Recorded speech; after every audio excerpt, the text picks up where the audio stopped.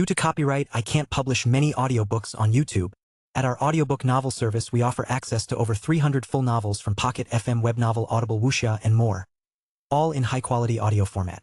Each novel is available with a one-time payment only. No subscriptions, no monthly payment, and no ads.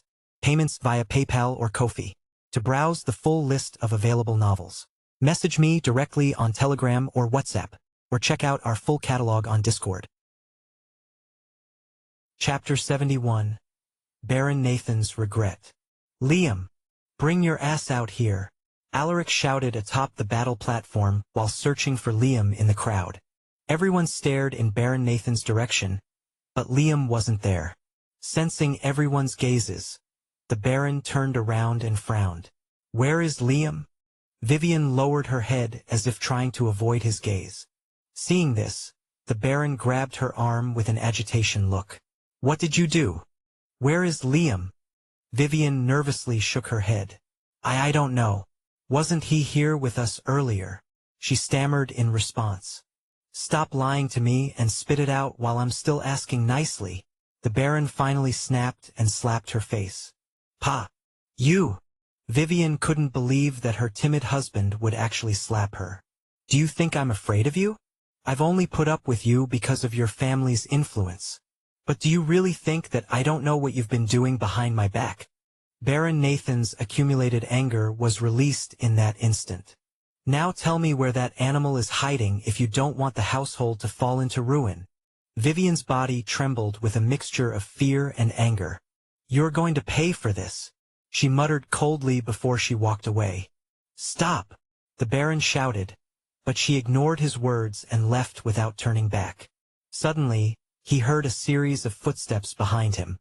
He turned around and saw Alaric and his subordinates approaching him with cold gazes. Lord Nathan, it seems like there is a small issue on your side, Alaric muttered in a flat tone. It wasn't me. I have no intentions of disobeying the sacred covenant. Baron Nathan shook his head, his face full of sweat. Alaric shook his head. I'm disappointed, Lord Nathan. I expected more from you. Lord Alaric, you are speaking to the Baron. Theo stepped forward and stood in between them. Your name is Theo, right? Do you even know what your younger brother has done? Alaric asked with a hint of disdain in his voice. His words made Theo recall the scenes he had witnessed in Liam's room. That? Alaric narrowed his eyes and whispered. It seems like you know something. Theo's face fell and he was unable to retort. What's going on, Theo? Do you know something? Baron Nathan's expression was ugly to behold. Theo took a deep breath to calm himself before he answered with a grave tone. My lord, I discovered a corpse in Liam's room. What? Baron Nathan's eyes widened in disbelief. Meanwhile, Hershey gasped and covered her mouth in shock. A terrifying thought came into the Baron's mind. Liam is a murderer? As he thought of this, he immediately instructed the knight behind him. Go and search Liam's room at once. Tell me whatever he is hiding there. The knight nodded with a solemn look. Yes, my lord. After the knight left, Alaric's voice drifted into his ears. Lord Nathan, please allow my subordinates to search every corner of the estate. Lord Alaric. Theo frowned upon hearing this. The Baron pulled him and signaled for him to stand back. He then glanced deeply at Alaric and sighed while shaking his head. All right. After getting his approval, Alaric made a hand gesture and muttered. Start the search. If you find him, bring him to me alive. Yes, my lord. Liam, I think I know how you died in my past life. No wonder your family covered up your death.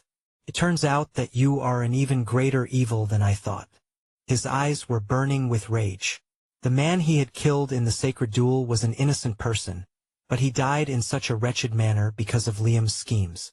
With heavy footsteps, he walked away, leaving a crowd of scared onlookers behind. Hershey burst into tears as she looked at his figure.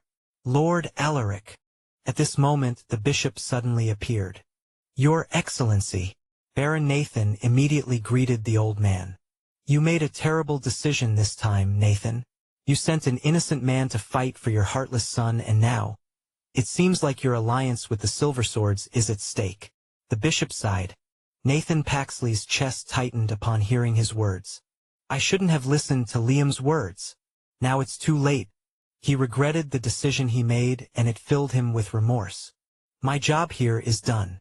I don't wish to involve myself in your affairs, so please excuse me. Bishop Anton didn't wait for his response and left with the people from the church. What have I done? The Baron muttered as he grabbed his hair with a blank look. Theo couldn't bear to see his father like this, so he tried to comfort him. My lord, I'll try to speak with Lord Alaric. There should be a way for us to prevent our alliance with them from falling apart. Please get some rest for now. He then glanced at his sister and instructed her. Hershey, please bring the Baron to his chamber. I will deal with the situation here. Hershey wiped away her tears and nodded. Okay. At this moment, Alaric was heading to Liam's room together with his subordinates and the warriors of House Paxley. That is Lord Liam's room. Someone pointed at the room at the end of the hallway. Hearing this, Alaric nodded and said, Smash it open. Before the warriors from House Paxley could say anything, Alaric's subordinates rushed out and broke the door to Liam's room. Bang! As soon as Alaric stepped inside the room, a decaying smell assaulted his nose, which made him frown. My lord, there is a corpse here, Aldrin reported with a grim expression. Alaric walked towards the bedchamber where Aldrin saw the corpse. From the clothes on its body and its small stature, he realized that it was a woman, a young one at that. Take her corpse away and find her relatives, Alaric instructed. Yes, my lord. The warriors of House Paxley couldn't believe that Liam was actually capable of doing such atrocious deeds. Chapter 72. The Women in the Secret Chamber. Alaric's subordinates later discovered a secret passage hidden underneath Liam's bed, which led to an underground chamber. To reach the underground chamber, they passed by a narrow and dark tunnel. Their only source of light was the flickering flames of the torches held by sconces. Upon entering the secret chamber, they saw more than 10 naked women of varying ages huddled together. They revealed fearful gazes when they heard the door creaking as it was pushed open. Alaric's face darkened upon seeing the bruises and the signs of torture on their bodies. One of them looked even younger than Elena, and this fragile little girl also shared the same wounds. Liam, Alaric muttered through gritted teeth. The people near him couldn't help but shudder when they sensed his overflowing killing intent. Cover their bodies first before sending them back to their families, Alaric instructed while trying to hold back his rage. Yes, my lord. Everyone quickly moved into action. They brought clothes for the women and sent them out of the secret chamber. However, there was one particular woman who refused to go back to the surface. She looked quite young at around 17. She had a pretty face, but it was destroyed by a burn scar on the left side of her face. Her youthful body was also covered in whip marks and bruises which she must have gotten after being tortured. Alaric couldn't even begin to imagine what kind of experience she had gone through. My lord, what should we do with this woman? A warrior asked hesitantly. I'll go and talk to her. Continue searching the chamber and see if there is still something we can find, Alaric instructed calmly. Yes, my lord. The warrior acknowledged his command with a salute before he turned around and left. While everyone was busy searching every corner of the bedchamber, Alaric approached the woman and asked, Why didn't you go back with the rest? The woman lifted her head, revealing her terrifying burn scar. With eyes flashing with hatred, she responded, I want to kill him with my own hands, but before that, I will torture him and drink his blood. Alaric narrowed his eyes. He stared deeply at her and sighed. If you're talking about Liam, there might be a small issue. Why? Is it because of his identity? The woman clenched her hands. No. Alaric shook his head. To tell you the truth, we are also searching for him, but it appears that he has already escaped. The woman frowned and lowered her head. Don't worry, we will eventually find him and punish him for his crimes. Alaric muttered. You should leave this matter to us and return to your family. Alaric turned around after saying those words. Wait! The woman suddenly grabbed his arm, which provoked Alaric's subordinates. "What are you doing, woman? Do you know who this person is?" An agitated warrior spoke roughly. The woman was terrified when she sensed the warrior's gazes, but she didn't let go of Alaric's arm. Her determined eyes moved him, so he decided to give her a moment of his time. He signaled for the warriors to stand back and looked at the woman. "What do you want?" Alaric asked indifferently. Alaric gently pulled her hand off his arm as he responded. "Fine, but I have no intention of taking someone useless with me. What can you do for me?" The woman stared at her filthy hands and muttered, "I want to learn how to kill. If you teach me how to wield a sword, then I will be your sword." Alaric was taken aback. He didn't expect this kind of response. If she had told him that she knew how to do household chores, then he would have asked her to work as a maidservant. The words that he was about to say were now stuck in his throat. After a moment of silence, Alaric asked, "Why do you want to learn swordsmanship?" "I don't want to be powerless anymore." It was a firm response with no hesitation. Alaric rubbed his chin and thought deeply. What should I do with this woman? It was rare for a woman to become a warrior. Only a few special individuals like Cassandra could survive the rigorous training. What more a fragile woman who had been tortured and abused? After some careful thought, Alaric spoke. "What's your name?" "Aaliyah," she replied while staring at him with anticipation. "I can give you some swordsmanship lessons, but if you don't survive my training, then you will have to work as a servant instead." Aaliyah's eyes flashed with joy. "I will work hard, my lord. I will never give up." Alaric chuckled while shaking his head. "We will know soon if you are just speaking some empty words." Alaric and his subordinates searched every corner of the estate, but they found no signs of Liam. Night had arrived and the snowstorm was becoming increasingly severe, so Alaric told his subordinates to stop the search. On their way back to the main mansion, Josephus approached him and whispered to his ears, "My lord, I heard that it was Lady Vivian who helped Liam escape." "I know." Alaric nodded with a stern look. He had already thought of questioning her, but he would thoroughly offend House Paxley if he did that. "Lord Theo also wants to speak with you. Maybe he knows something," Josephus added. Alaric furrowed his eyebrows. "Where is he?" "He's been following us quietly since we left the secret chamber." Josephus pointed somewhere behind them. Alaric followed his gaze and saw Theo trying to strike up a conversation with his subordinates, but no one seemed to have the intention of speaking with him. "Bring him here." Alaric couldn't fully trust this guy since he didn't know much about him, but he had no choice at this point. Chapter 73. Information about Liam. Theo was starting to get anxious. He tried to talk with Alaric's subordinates, but they pretended like they didn't hear him. He would have lashed out if this had happened before, but he could only patiently stick close to them. "I have to make sure that our alliance with the Silver Swords will not be affected by this incident. Once we lose their support, we might have to face another territorial conflict with the Tyrells." On the surface, House Paxley was the local ruler of Ryvad, but this was far from the truth. There existed another household that rivaled them in terms of military strength and political influence. They are the Tyrells, a noble household of the north known for having a hand in the salt business.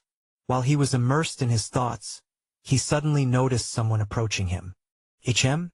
It was the young knight who always stuck close to Charles Silversword. "Lord Theo, my lord wishes to see you," the young knight respectfully said while cupping his fists. Hearing this, Theo's eyes lit up. His chance had finally come. He suppressed his joy and responded with a nod. "All right, take me to him. Please follow me." Theo followed the young knight, who soon brought him to Alaric. "Lord Alaric." Theo cupped his fists and looked at the man who had defeated the butcher. Alaric was injured in the sacred duel, and Theo even heard that he also broke a few bones. However, except for the bandages wrapped around his body, Alaric showed no signs of discomfort. "Lord Theo, we have already wasted an entire day, so I won't bother you with useless nonsense. Please tell me everything you know about your younger brother. From the places he usually visits, his hobby, his favorite food. I want to know all of it." Alaric stared calmly at him. Theo rubbed his palms, which had become stiff because of the cold air, before he responded. Why don't we go somewhere more warm? I'll tell you everything I know about my brother. Alaric didn't make things difficult for him and nodded. All right. Please prepare a place for my subordinates to stay.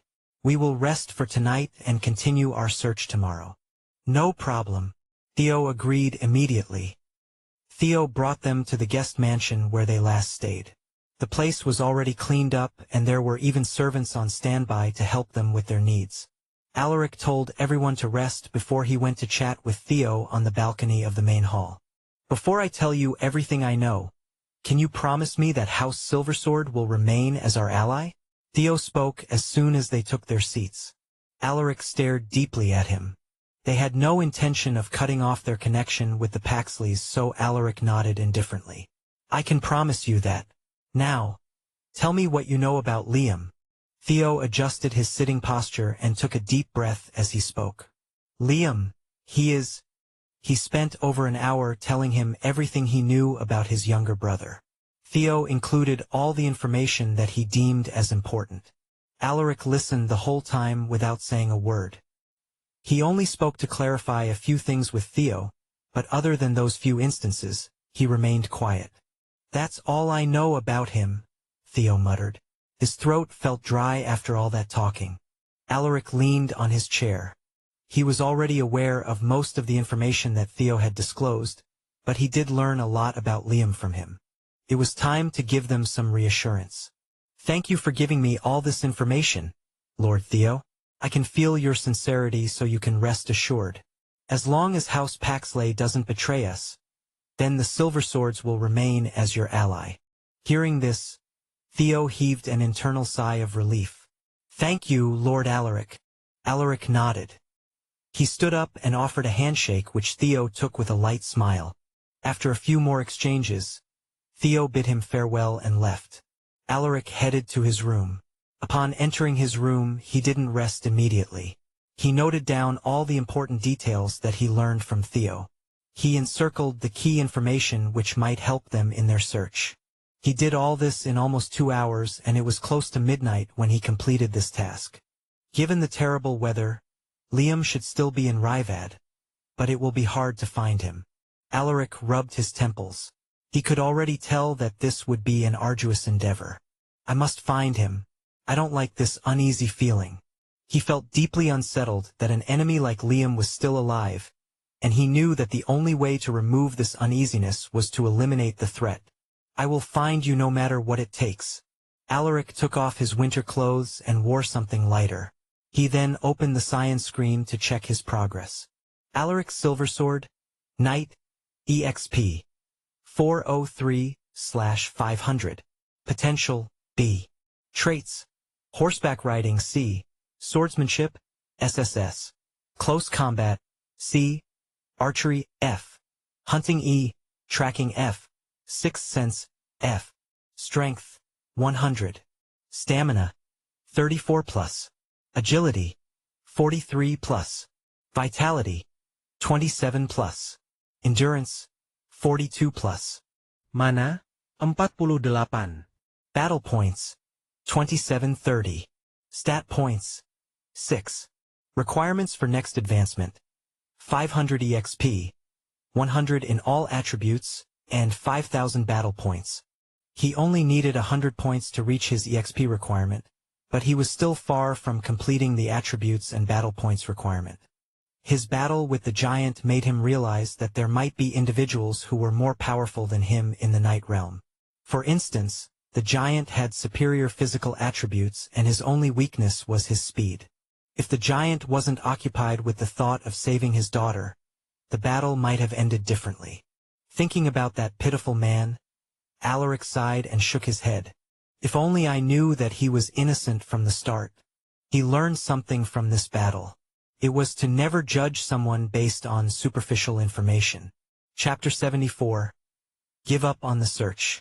On the 10th of December, year 208 in the Estanian calendar, Alaric's group began searching for Liam's whereabouts using the information they got from Theo.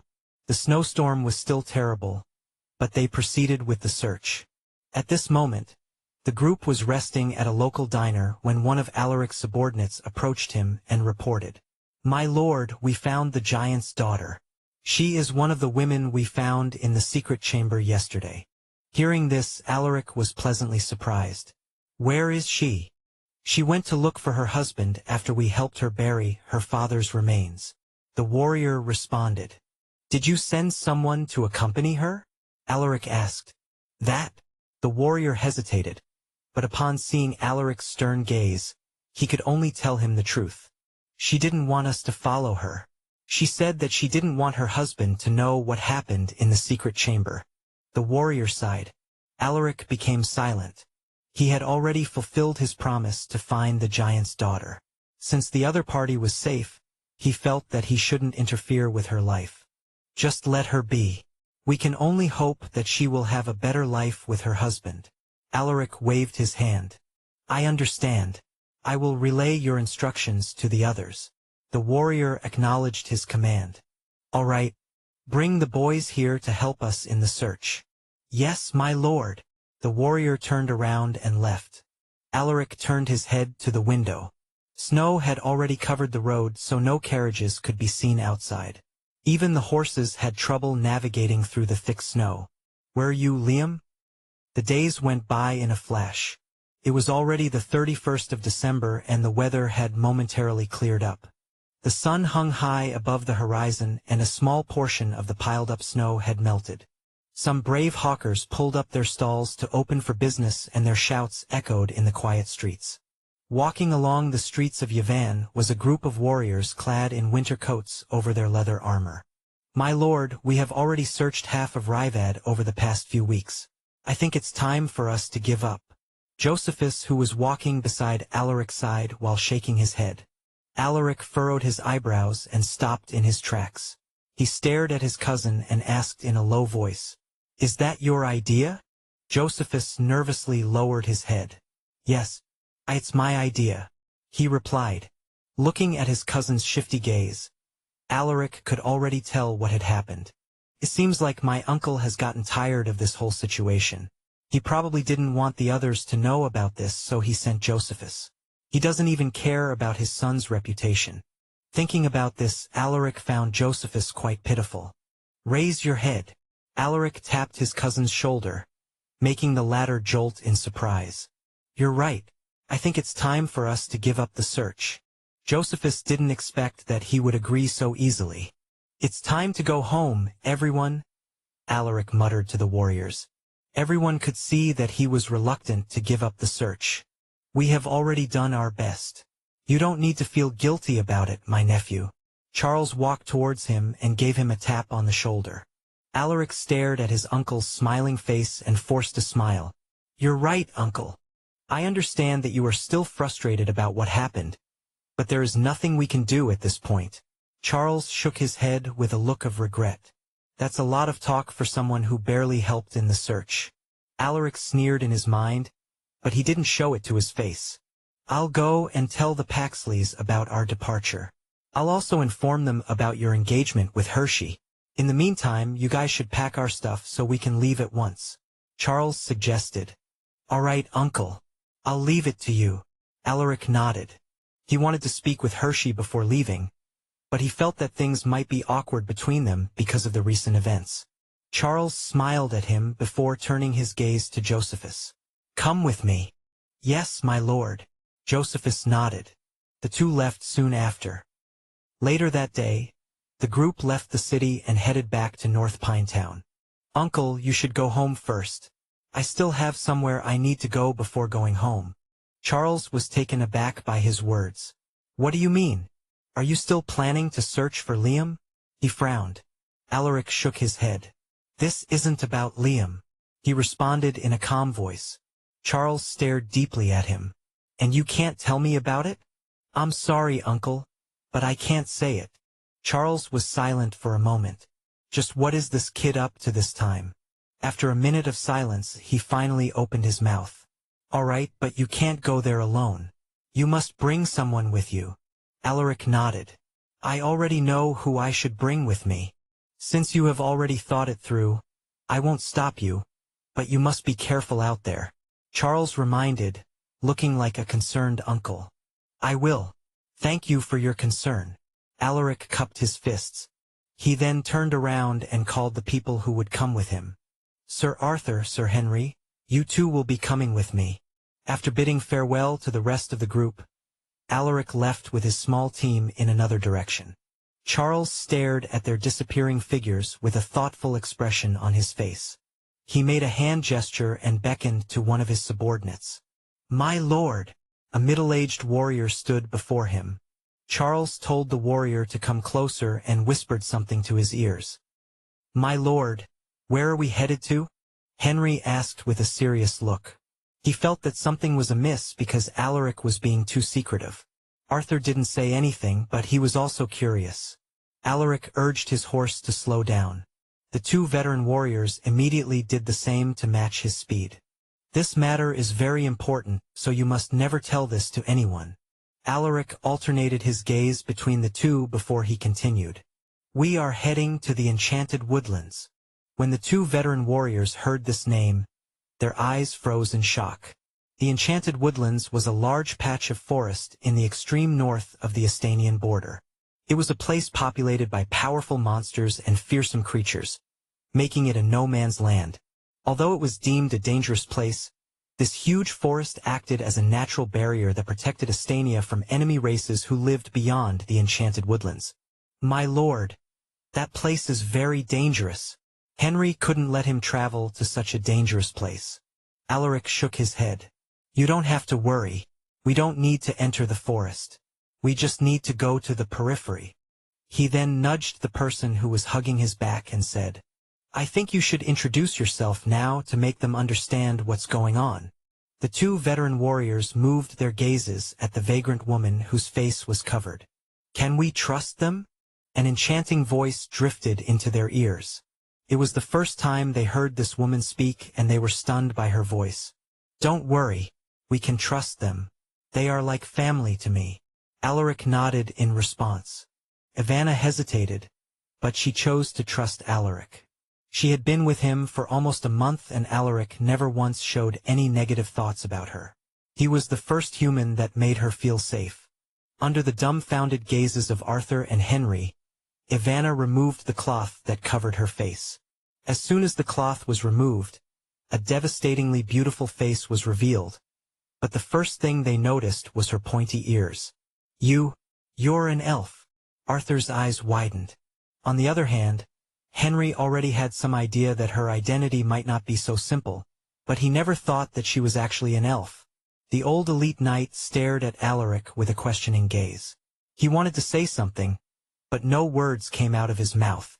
I know that this may be absurd, but I hope that you two can help me fulfill this task. Alaric trusted these two.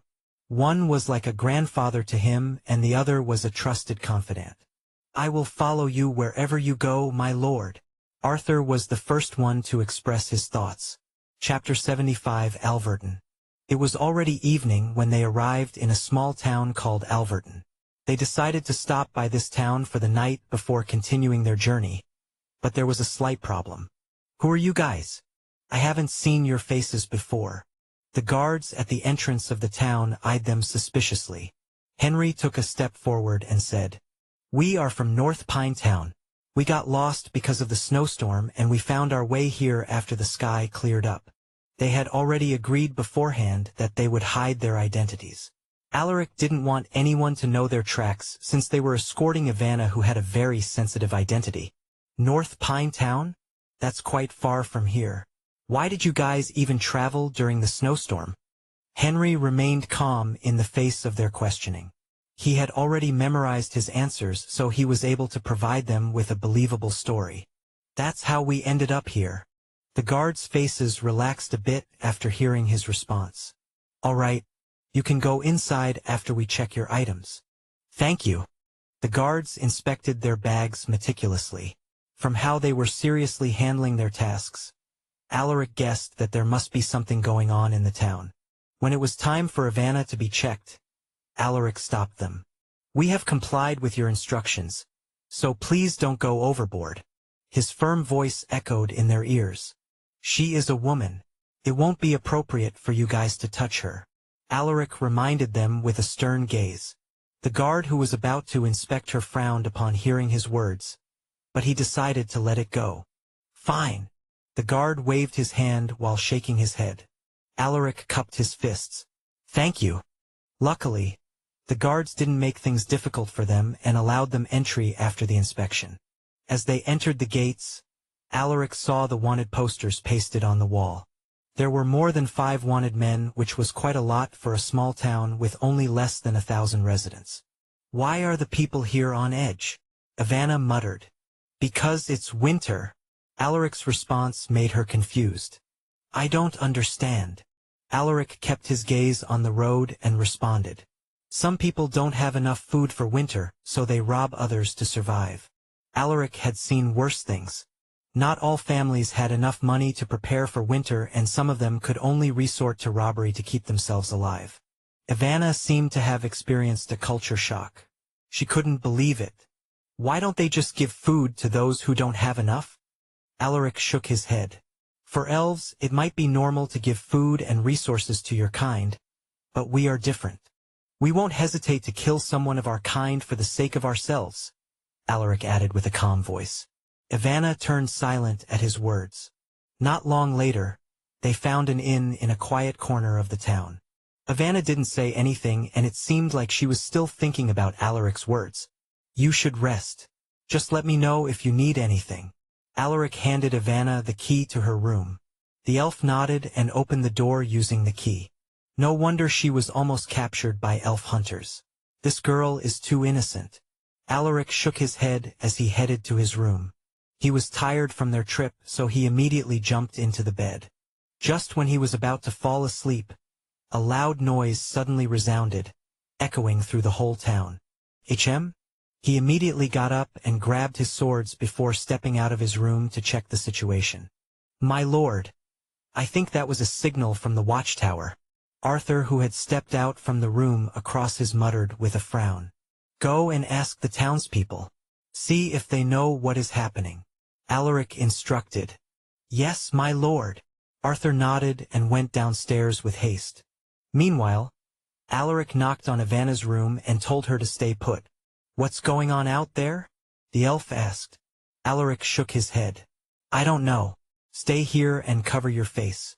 I'll go downstairs to check the situation.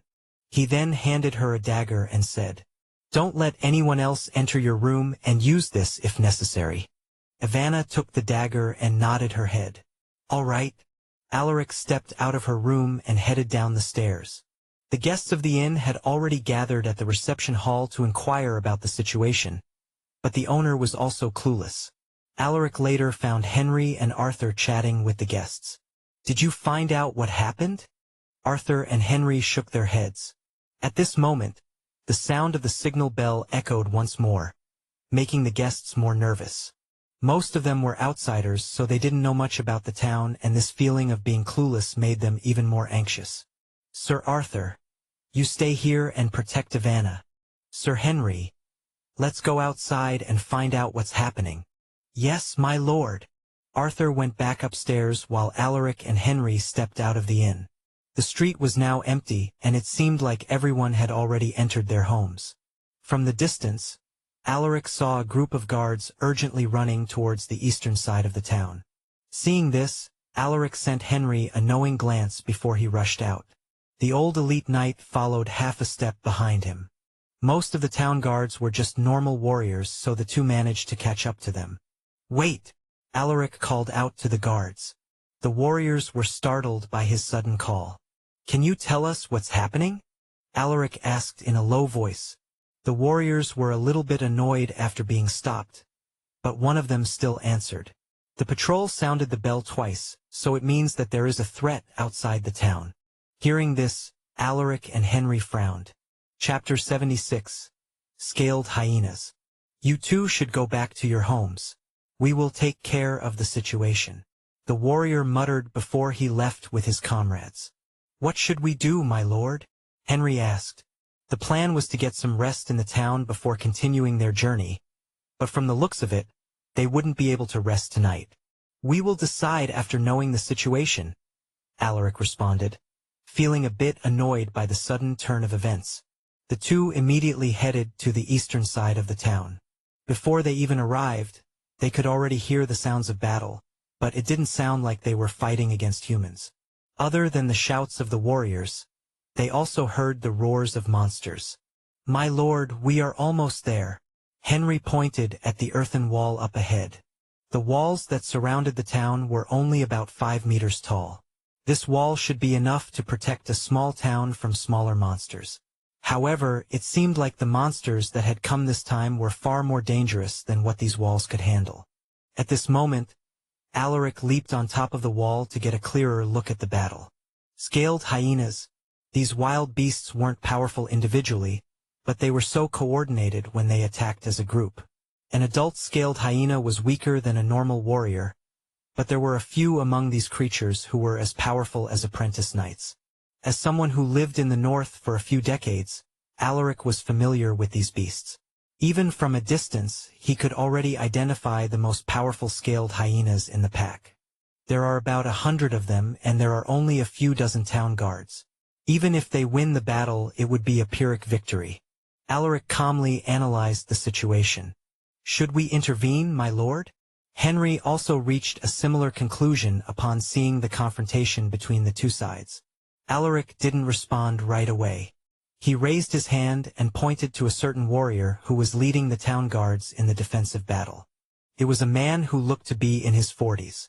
He was dressed in leather armor with steel breastplate and steel shoulder guards.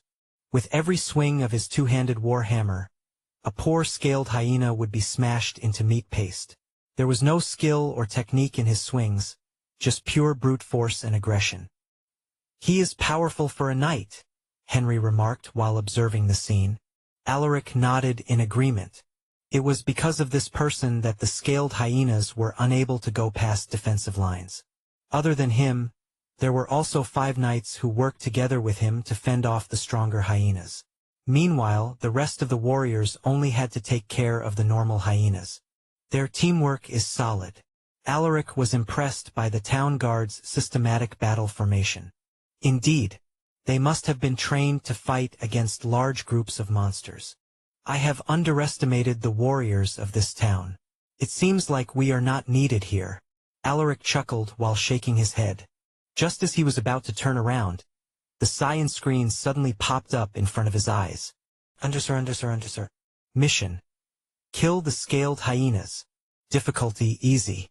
Number of scaled hyenas killed: 32/237. Rewards: 150 battle points, 15 EXP, 15 stat points. Penalty for failure: 500 battle points. Undersir. HM?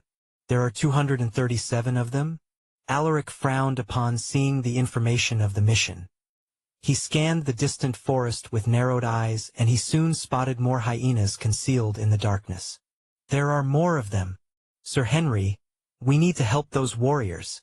Alaric jumped down the wall and rushed to aid the town guards. Henry raised an eyebrow and moved his gaze to the distant forest. How did Lord Alaric sense those monsters at this distance?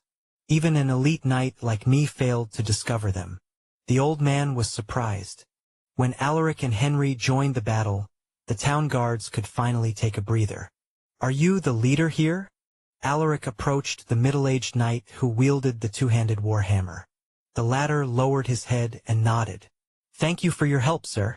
I'm Ronan, the captain of Alverton's town guards." "Listen closely, Sir Ronan. There are more scaled hyenas hiding in the dark, so you better tell your men to preserve their strength." Alaric informed him about what he saw. Hearing this, Ronan furrowed his eyebrows. "I understand. I will thank you properly once this is over," he muttered before he retreated to inform his subordinates about the presence of more hyenas. Alaric turned his gaze to Henry and instructed him. "Just keep these people safe, Sir Henry. Leave the rest to me." Henry acknowledged his command with a nod of his head. "Yes, my lord." Lord Alaric might be talented and skilled for someone his age, but he still needs experience in battles like this. This might be a good chance for him to hone his combat abilities in a large-scale battle. Henry wasn't worried that a mishap would happen. Alaric had already proven himself repeatedly that he could overcome any situation. Alaric went all out in killing the scaled hyenas. His swords easily penetrated the monster's tough scales. His overwhelming strength and his remarkable swordsmanship surprised the town guards. Who is that person? Is he Wandering Knight? So powerful! What a beautiful swordsmanship! Everyone was in awe of his performance. Even the captain, Ronan, was stunned. After a moment of shock, he shouted, "Don't just stand there. We are the protectors of Alverton. Kill those beasts." As soon as his words fell into their ears, the town guards became more aggressive. They attacked the hyenas relentlessly, not even giving the creatures the chance to escape. At this moment, the hyenas who were hidden in the darkness finally made their move. They rushed fearlessly towards the warriors while emitting weird shrieking sounds. Ayek! Ayek! Chapter 77. Turning into a killing maniac to complete the mission. Ronan's face fell when he saw another wave of scaled hyenas appear. There are indeed more of them, and they look stronger than the first wave we fought. The ordinary warriors are already exhausted. Can we even handle all of these monsters? Ronan glanced at his subordinates and frowned. Most of the town guards were composed of ordinary warriors.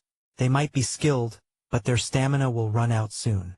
Just when he was starting to get anxious, he saw the young knight he had spoken earlier charging towards the incoming hyenas.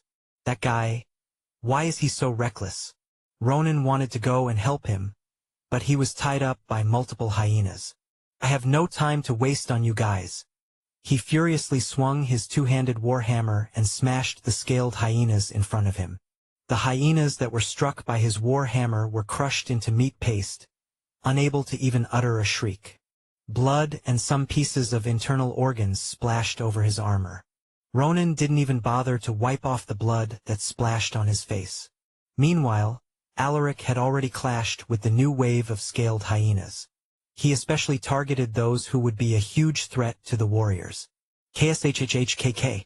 KSHHKK. He effortlessly sliced the neck of the first hyena that lunged at him, which cleanly decapitated its head. 5 more hyenas pounced at him, baring their fangs and swiping their sharp claws. Seeing this, Alaric suddenly wielded his sword with an unbelievable speed. Whoosh! Whoosh! Whoosh! In an instant, the 5 scaled hyenas were cut into pieces. His sword was so fast that even an elite knight like Henry barely saw the trajectory of his strikes. Not even Lord Lucas was this skilled at his age. Alaric was evolving with terrifying momentum and filled him with immense pride. Under the shocked gazes of the warriors, Alaric continued his carnage. No hyena managed to survive after being slashed by his sword. Even those hyenas who possessed mana were mercilessly slaughtered. At that moment, an ear-piercing cry resonated in his ears. Alaric stared at the largest hyenas in the pack. It was almost twice the size of the normal hyenas. The beast was also more muscular and the scales on its body looked more formidable. That guy must be the leader of this pack. The pressure emitted by the beast was similar to that of an experienced knight's aura. The alpha-scaled hyena turned into a blur as it rushed towards Alaric with ghostly movements. Its beastly eyes flashed with cruelty as it swiped its dagger-like claws at him. Alaric dodged its claws by tilting his body. He then thrust his sword, aiming to stab its neck. However, the creature abruptly turned its body, evading his sword by a narrow margin. Not bad. It's quite fast. Alaric didn't give it a chance to retreat and released a flurry of attacks. The beast might be fast, but Alaric's swords were even faster. Cuts appeared on its body as Alaric's strikes connected. In just a few breaths, the creature's body was already covered in wounds. The ferocity in its eyes vanished and was replaced with unprecedented fear. It backed off and slowly retreated while keeping its eyes on Alaric. Ike! Ike! It issued weird, shrieking sounds to communicate with its pack. You want to escape? As if I'd let you. Alaric snorted when he saw it retreating slowly. His mission would fail if the hyenas would escape, so to prevent this from happening, he no longer held back. He utilized his mana and strength in his arms and legs to increase his speed even further. Under the stunned gazes of the warriors, Alaric suddenly turned into a killing maniac. The pitiful whimpers of the hyenas echoed soon after he began his onslaught. It was a bloody scene that made the warriors flabbergasted. They even wondered if he had some beef with scaled hyenas before because of how brutally he killed them. The battle that was expected to last for some time ended in just a few minutes. Soon, the remaining scaled hyena fell under Alaric's sword. Everyone watched the figure whose leather armor was covered in blood. Undersir. Mission complete. Rewards 150 battle points, 15 EXP, 15 stat points. Undersir. Alaric's Silversword, Knight, EXP, 440/500. Potential, B. Traits, Horseback Riding C, Swordsmanship, SSS, Close Combat, C, Archery, F, Hunting E, Tracking F, Sixth Sense, F, Strength, 100, Stamina, 34+, Agility, 43+, Vitality, 27+, Endurance, 42+, Mana, 48. Battle Points, 3,100. Stat Points, 43. Requirements for next advancement, 500 EXP, 100 in all attributes, and 5,000 battle points. Alaric smiled upon seeing the notifications on the cyan screen. I'm only 60 points short on my EXP requirement. Step.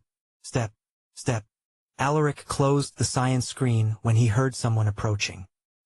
He turned his head and saw Ronan walking towards him with a cautious expression. He stopped in front of Alaric and respectfully cupped his fists. Sir, thank you for lending us a hand in stopping these monsters. Our town owes you a huge favor. Alaric waved his hand. It's just a small matter. Besides, we are all citizens of Estania, so it's only right for us to help each other. He uttered indifferently. Ronan couldn't help but admire him. As a patriot, his words resonated deeply in his heart.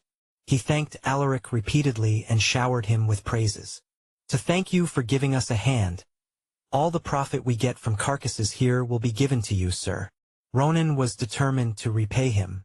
However, Alaric shook his head. You don't need to do that. Just send these carcasses to the residents of the town. This will also help you prevent them from resorting to robbery.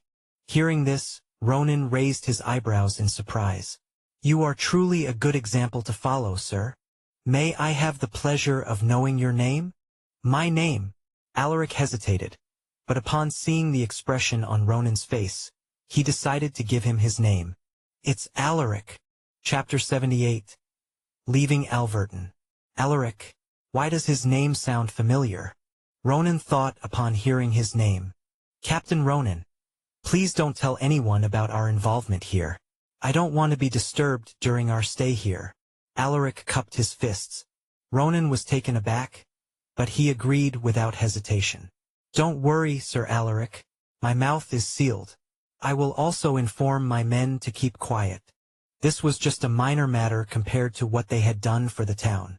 Although he was a bit curious as to why he wanted to remain hidden, he didn't probe further. Thank you. Alaric smiled faintly. You can leave the cleanup to us, Sir Alaric. You two should return. The public officials will come here soon to inspect the situation. Ronan suggested. Note.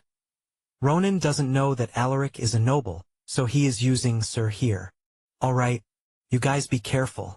There might be more monsters hidden in the darkness. Alaric reminded with a serious tone. Ronan smiled and nodded.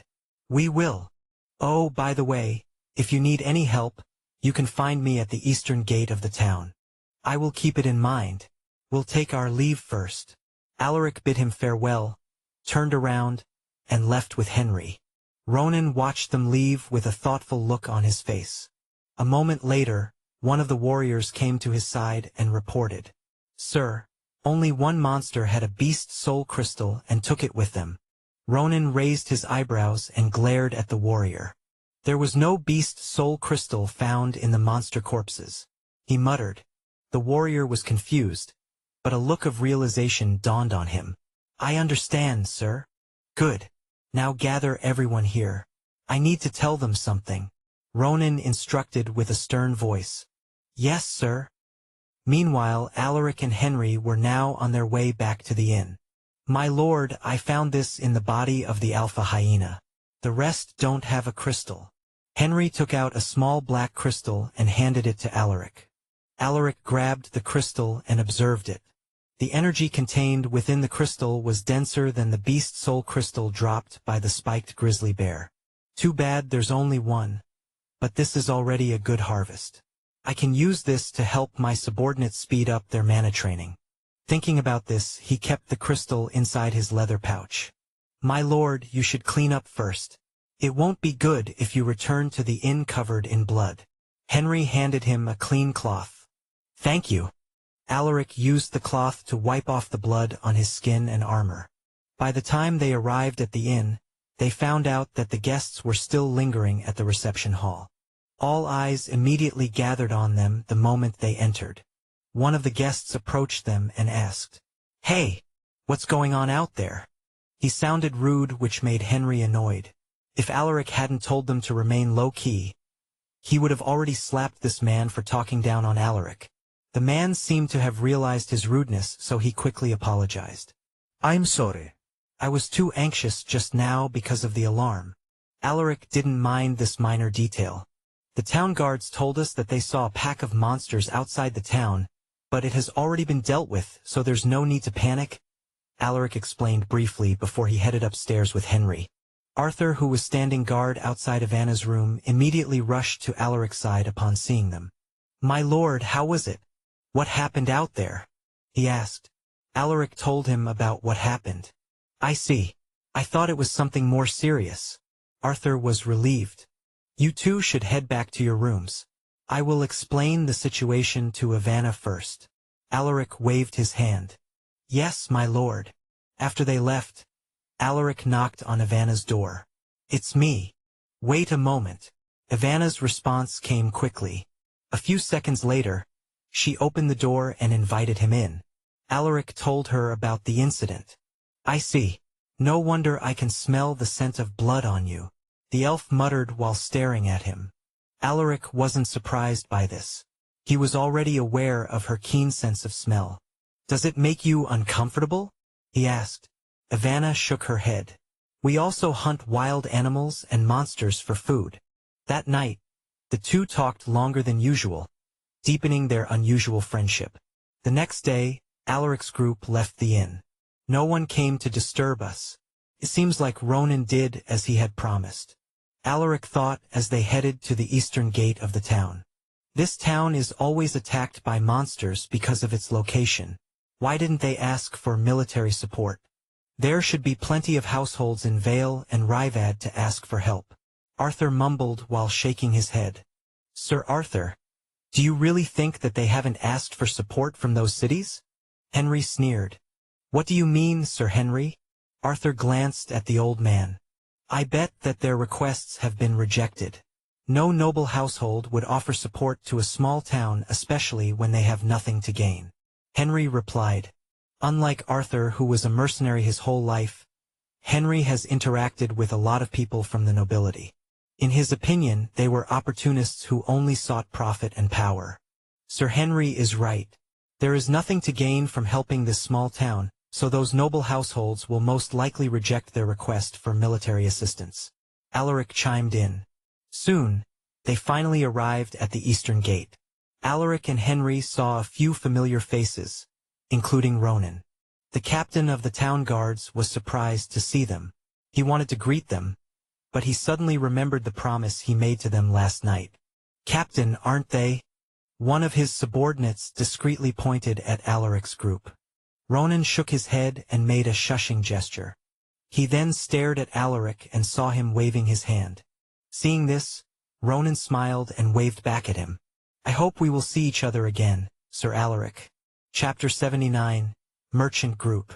To think we would celebrate the new year in the middle of nowhere, Henry mumbled in a joking tone. Arthur chuckled at his words. What does that mean? Ivana turned her head and curiously stared at them. She was now starting to get comfortable with the two old warriors. She thought that Alaric would be the only human she could be friends with, but she realized that there were also other good humans. Henry was about to speak when he saw Alaric's stern gaze. "It's nothing. Don't listen to them." Alaric shook his head. "Oh, okay. Sir Arthur, how is the progress of your mana training?" Alaric changed the topic. The former mercenary had a bitter look on his face. "I'm progressing slower than I thought, my lord." He felt ashamed to utter those words after receiving a lot of resources from Alaric and the household. "There's no hurry." Alaric already expected this to happen. Arthur was already old, so his body wasn't reacting well to the resources he had taken. "Just keep on working on your mana training. You will eventually advance," Alaric added calmly. Although Arthur was no longer in his prime, his body was still in great shape for someone his age. Once he had gathered enough mana, his advancement would follow. "Yes, my lord. I will work hard." Arthur nodded with a serious look. Later that afternoon, the group decided to rest under a big pine tree. "I'll prepare our food, so you can do your mana training." Alaric tapped Arthur's shoulder. "Yes, my lord." Arthur nodded and immediately went to find a spot to begin his mana training. Meanwhile, Henry left to gather some firewood. Ivana felt embarrassed that she was the only one who had nothing to do. She wanted to help them, but she didn't even know how to cook or do any simple task. After hesitating for a long while, she gathered her courage and approached Alaric, who was skinning a wild boar they had hunted earlier. "Can you teach me how to do that?" Alaric stared at her in surprise. The desire to learn was evident on her face, and Alaric couldn't bring himself to reject her. "All right, come here and observe how I do it." Alaric beckoned to her. Ivana eagerly squatted next to him and watched him skin the wild boar with such precision. "Amazing. He looks so young, but he is good at this." "How are you so good with the knife?" she asked. Alaric didn't stop what he was doing and responded with a light chuckle. "A lot of people taught me." After showing her how it was done, Alaric handed her the skinning knife. "Now go ahead and try it. Just be careful not to cut your fingers," he reminded. Ivana took the knife and clumsily skinned the wild boar. Alaric couldn't see her expression, but her focused eyes made him smile. "This is harder than I thought," Ivana muttered in embarrassment. "That's all right. You just need more experience." Alaric chuckled. Alaric nudged the elf and whispered, "There are people coming." Ivana lifted her head and followed his gaze. A wary look flashed in her eyes upon seeing the group of strangers. "Don't speak too much when they come here. I'll do the talking," Alaric reminded her. "All right." Ivana nodded. Arthur was still in the middle of his mana training, so he didn't sense anything. Alaric stood up, walked towards Arthur, and tapped his shoulder. He didn't want to disturb Arthur's training, but this was an emergency. "What can I do for you, my lord?" Alaric didn't respond and pointed at the merchant group. Seeing them, Arthur frowned. The other side had 20 warriors. More than half of them were ordinary warriors and 4 were knights, but there was one person that he was unable to gauge. "My lord, one of those warriors is dangerous," Arthur muttered. "I know." Alaric nodded. He knew which person he was talking about. It was a middle-aged man who was wearing a fur coat over his leather armor. He was taller than Alaric and was probably as big as Galliner. An elite knight? Alaric narrowed his eyes. This was a troublesome situation, and it happened when Henry wasn't around. "I hope these people aren't up to no good." With only Arthur by his side, Ivana would be left unprotected if a battle occurred. He could only pray that Henry would come back sooner. A fat man wearing a thick coat over his silk clothes stepped down from the leading carriage. He then cupped his fists at Alaric's group and smiled faintly. "Hello, friends. I apologize for disturbing you. I'm Roy, a merchant from Harrow." "Harrow? That's quite far." Alaric was familiar with the cities in the north, and Harrow was one of the most populated. The fat merchant scanned the faces of Alaric's group after introducing himself. When he noticed the expensive clothes that Alaric was wearing, his smile deepened. "How can we help you, Sir Roy?" Alaric asked while looking at the wagons that were covered in cloth. Based on the structure of the wagons, he could already tell what was inside. Slave wagons. In Estonia, the slave trade wasn't illegal, and it was even one of the most in-demand businesses. Why do we have to encounter a slave trader of all people? Alaric knew that most people in this line of work were mostly involved in shady activities. We are on our way to Ridunia to deliver some goods. Do you want to take a look at them? I promise you won't be disappointed. They are top-quality products. Roy laughed while giving a signal to his servants. Before Alaric could respond, Roy's servants removed the cloth that covered the wagons, revealing the slaves inside. Chapter 80. A familiar face among the slaves. What do you think about my goods? You can have a closer look at them if you want. The fat merchant studied his expression, but Alaric remained calm, so he couldn't tell what he was thinking. As an experienced merchant, the first thing he would do was to observe his clients' behavior and expression, even the little movements they do. This was important in closing a deal since it gave him a rough idea about the client's interest in his products. However, the young warrior in front of him showed no emotion. His face was calm, and that indifferent look in his eyes made him feel unnerved. At this moment, Alaric was looking at the slaves inside the wagons. Most of them looked emaciated, as if they hadn't eaten for a while. There were some with stronger bodies, but they were covered in bruises and wounds. That man. Alaric suddenly saw a familiar face among the slaves. Fredrin Steelheart. It was a face that he would never forget. Fredrin was one of the commanders who had served the Crown Prince during the Civil War in his past life. He was known as the Steel Bastion because of his exemplary accomplishments in that war. His shield was like an unshakable wall that no warrior could break. However, the man inside the wagon almost had no resemblance to the famous warrior in his past life. The Fredrin now looked like a beggar in his dirty linen clothes. Is that really him? Alaric turned his gaze at the merchant and asked, "Can you get them out of the wagon? I want to observe them up close." He didn't want to make it sound obvious that he was aiming for a specific person. Roy grinned at his words. "Of course." The fat merchant clapped his hands and sent a signal to his servants. The slaves were tied in chains, so it was impossible for them to escape. The weight of the thick metal chains also made it hard for them to walk. There were a total of 20 slaves. 11 were men and the remaining 9 were women. Their ages varied, with some looking like they were under 15 and the oldest one looking like they were in their 40s. Alaric approached the slaves one by one and pretended like he was inspecting them. "What kind of slaves are you looking for, sir? I can help you choose if you give me some information." Roy rubbed his hands while eagerly following Alaric. From the way Alaric brings himself, his gait, his temperament, and his aura, Roy could already guess that he was someone of high status. This was also the main reason why he was willing to show off his goods to this young warrior. Some slaves looked visibly terrified, while there were also some who looked like they had become numb to their cruel fate. When Alaric stood in front of one particular woman, a pregnant lady who looked to be in her 30s, Fredrin, who was expressionless the entire time, suddenly sent him a glare as if warning him not to do anything foolish. When Alaric saw his piercing gaze, he felt like he was looking at the same Fredrin he knew in his past life.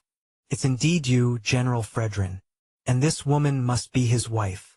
From what he remembered, Fredrin's wife had already died even before the Civil War. She was also the main reason why he joined the Crown Prince's side. This was because the person who killed his wife was on the second prince's side. "I understand now." Something clicked in his mind as if the last pieces of a puzzle had been found. "I need an able-bodied man who knows how to hunt. I also need a woman who knows how to cook." Alaric randomly responded to Roy's question. "I see." Roy rubbed his chin thoughtfully before he tapped a particular slave who looked fit and strong. "How about this man right here, sir? He is one of the best hunters in his village." Alaric glanced at the slave he was suggesting and shook his head. "I want that guy," he muttered as he pointed at Fredrin. The merchant had a troubled look on his face. This man is an elite knight, so he is very expensive. I'm not saying that you can't afford him. It's just that I already promised to bring this man to someone in Ridunia," he explained. Alaric's face remained unchanged. 1 beast soul crystal for him. That's my price. 100 gold, huh? Did you just say 1 beast soul crystal? Roy couldn't believe his ears. Since when are beast soul crystals used in buying slaves? You heard me right. I'm willing to pay you 1 beast soul crystal for that person. Alaric nodded with a calm look. Roy gulped down hard. Even a normal beast soul crystal could. If you want access to fast updates or the full novel in high-quality audio, contact me now and buy. I offer over 300 complete audiobooks from Pocket FM, Webnovel, Audible, and more. No locked episodes, no subscriptions, just one-time payment via PayPal or Ko-fi. Message me directly on Telegram or WhatsApp, or check out the full list of available novels on Discord. Start listening to your next favorite audiobook today.